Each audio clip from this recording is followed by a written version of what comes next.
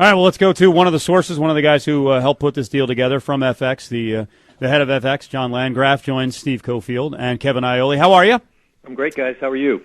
We're good. We're excited. We cover MMA. We've covered it for a long time. We both work for Yahoo, and you're on an ESPN affiliate here, ESPN Radio 1100 in Vegas. So kind of give us the feel for things behind the scenes, and we could see the excitement yesterday at Fox. Yeah, I mean, listen, I mean, the sports deals are really honchoed by David Hill and by Eric Shanks and Randy, but we work really closely together, and just FX, I and my whole team could not be more excited about being in business with the UFC and about having the fight nights and the Ultimate Fighter. Dana and Lorenzo and their team were in Wednesday, meaning the day before we made the announcement 2 days ago.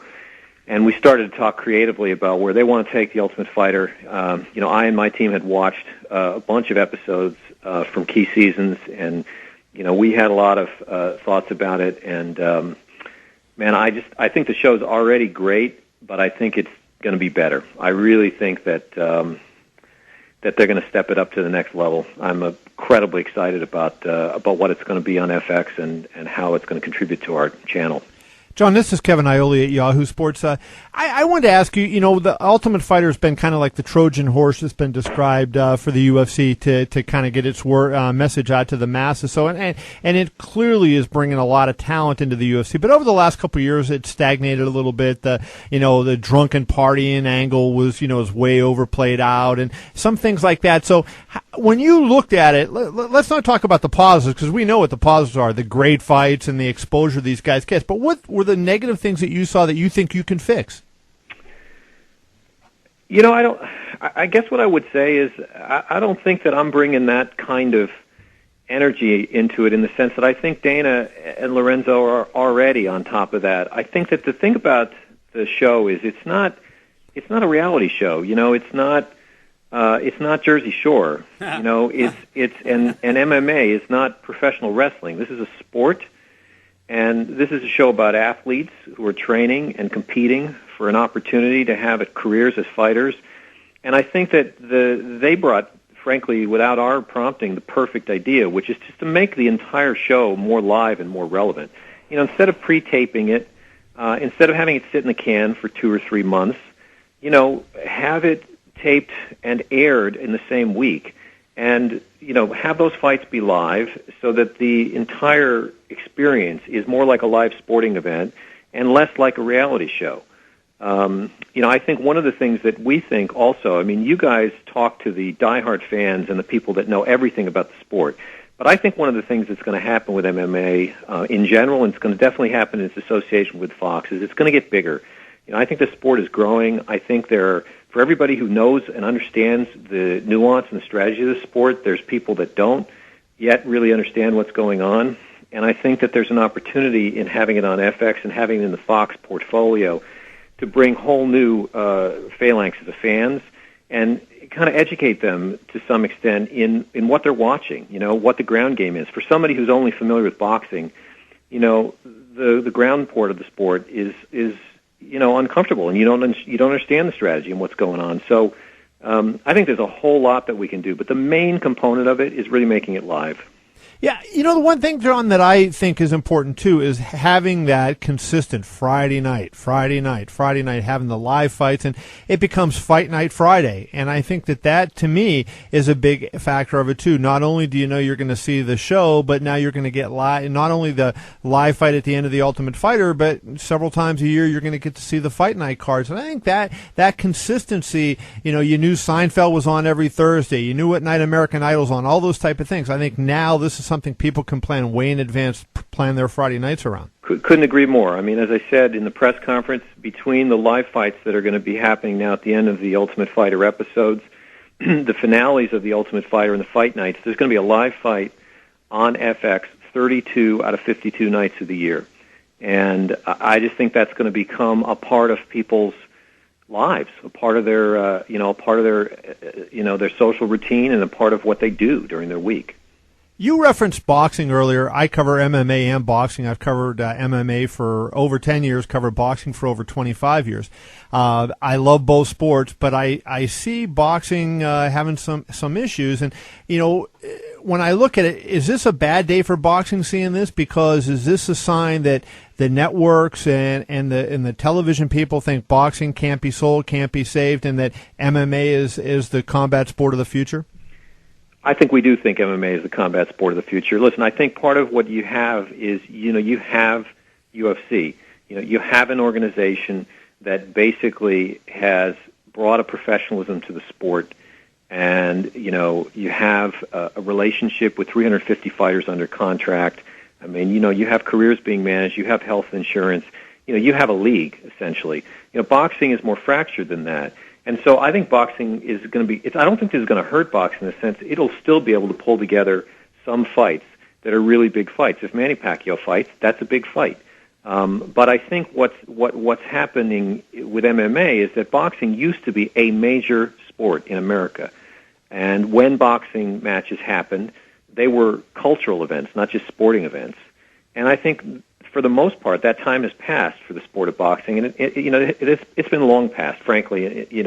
Since Mike Tyson, retired as heavyweight champion, or at least became, not the dominant champion he was. I don't think boxing's really seen that kind of peak.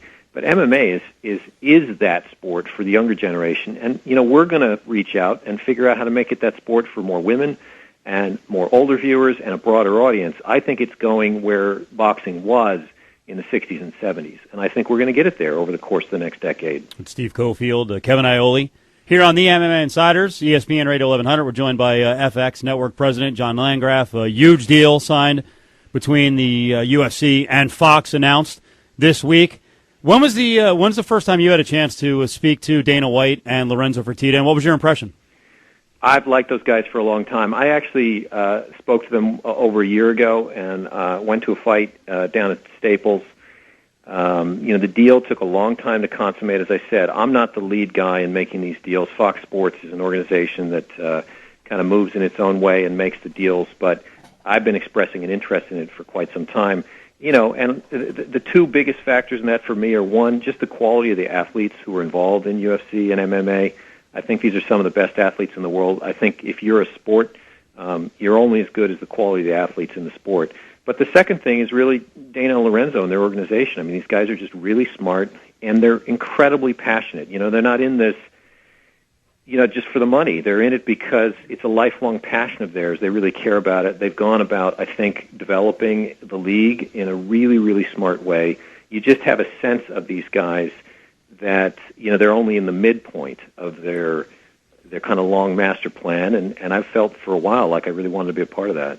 Kevin and I, as we mentioned, work for Yahoo. Our former boss, Dave Morgan, brilliant, jumped on board with this thing. Kevin's done a great job leading the way. They've been really committed. So Yahoo got it with this. I work in an ESPN affiliate. Frankly, I don't know that ESPN has jumped on board yet. I'm a little disappointed with what they've done, and I think they've had trouble kicking it up the chain, and they've got resistance from people. At Fox, did you guys have to fight battles with people who were like, the renegade sport, I don't know if we're comfortable with this? If you went back 10 years, but I wouldn't be the guy to ask that question. I think in the last year, which is the year I've been, witness to it, I think the answer is no. I think there's a sense that, we all know where MMA started and, how long it took to get sort of rules, the rules that currently apply and the sanctioning in the various different states. But, that's kind of an old story at this point. And I think the sport has been legitimate and has been growing as a legitimate athletic competition for quite some time now. So I think most people at Fox are well beyond those questions. John, I'm sorry. Go ahead. There were a lot of talk that, FX needed to get some kind of sport on there. It was no secret that Fox was bidding on the NHL package that ultimately went to NBCU. I know the negotiations with the UFC and Fox were concurrent with the negotiations with the NHL and Fox. Was it ever a consideration of one or the other, or were they on separate paths? Unfortunately, I'm just the wrong guy to ask that question. That's a question for Shanks or Freer or Hill. I just wouldn't know.